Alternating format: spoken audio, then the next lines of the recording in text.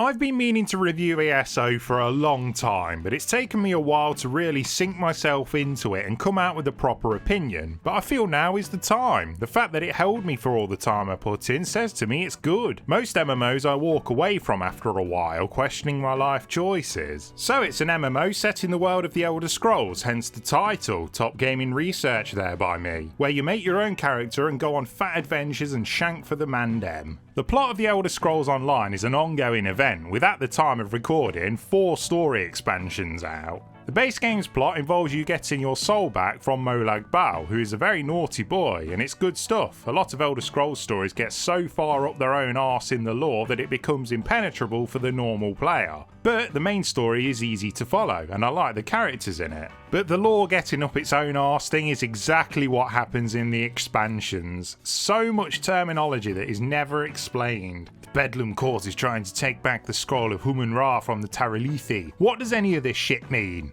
Sure, if you like the Elder Scrolls lore, you'll be well into it, but for most people it's a big ass to get them to go online and learn it all. This is the reason why a lot of people think gamers are virgins. Some of the side quests have really good individual stories attached to them, nice little bite-sized chunks of plot that end on a satisfying note, and some of them even allow you to make some moral choices. None of them alter the state of the world unfortunately, but it is nice to have the illusion that I'm messing with people's lives. The combat is definitely refreshing if you're sick of tab targeting bullshit like I am, though it comes with its own problems. There is active dodging and blocking, and for the most part it works really well, but latency and lag has come up quite a bit for me and caused me to take damage even though I was well out of the way of the enemy's attack, and sometimes I've blocked an enemy's charge attack and it's done nothing. It's a good system though, with the insane amount of ways you can build your character. Combat has stupid variety. Each weapon has its own skill line as well as armor, factions and class, so your imagination is the limit really.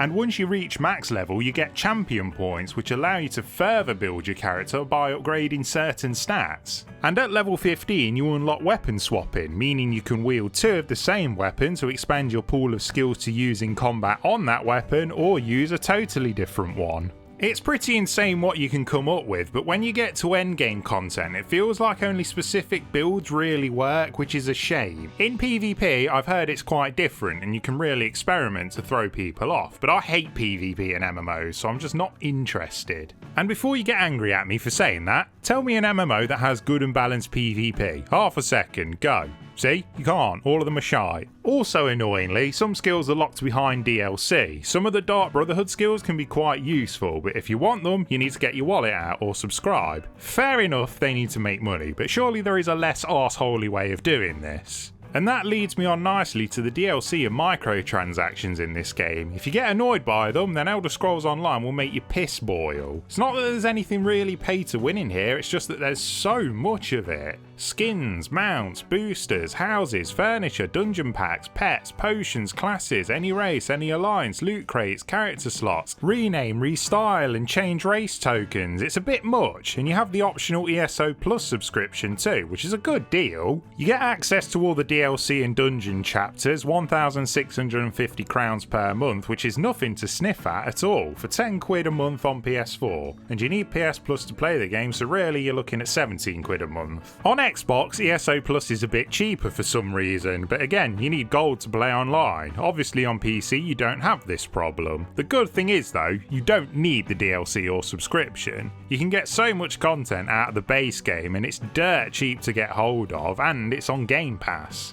It's an easy game to get going and play. The combat starts off simple, but as you level and learn the game it takes on new depths. Really, the game can feel like a single player game if you're just going around the world and doing quests, and everything scales to your level so you can do what you want when you want. Obviously there are some exceptions to that, like endgame and certain group content. Speaking of group content, it's very good. The dungeons all have quests associated with them, and when you unlock higher difficulty versions of them later on, you get a whole new story attached to it. It's nice they put that kind of effort in. It gives you a narrative reason to go in again and immerses you in the world a bit more. Though if you're new to the game and you want to experience all the dialogue and story inside these dungeons, then good luck playing with randoms, because most people just want to get through as fast as they can. My advice would be go in with some mates or join a guild that doesn't mind helping you experience the story.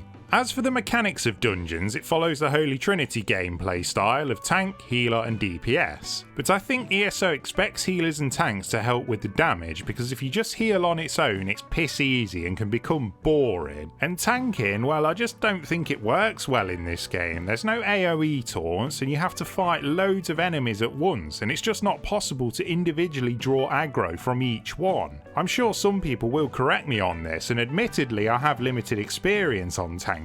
DPS works fine, you just nuke everything, and it is what I would recommend for new players. There's some good mechanics in the boss fights. In the normal difficulty variants, it can be pretty forgiving if you balls them up, especially with a good group, but it's still good training for the harder stuff. Visually the game is nice looking, but I find everything looks a bit bland. Everything is very tidy and crisp, especially in the base game, but in the expansions it does improve and the dungeons all look very good and grim. On a technical level, there are some bugs that reared their heads. I keep seeing players running on top of their mounts when they're moving, admittedly pretty funny, skills not triggering because of lag or latency, disconnects, and the bloody this may be an unusually long loading screen. Yes, I can see that game, just get on with it. Overall, ESO is a very good game, loads to explore and do. I just think they should trim down some of the DLC. Even though you can earn loads of stuff in game thanks to daily login rewards and achievements, it's still too much. It could do with an animation overhaul as well, I think. It looks a bit stiff, but these are all nitpicks though on what is an otherwise decent product. Give it a go, it's dirt cheap, like that bird that keeps hanging about outside my flat.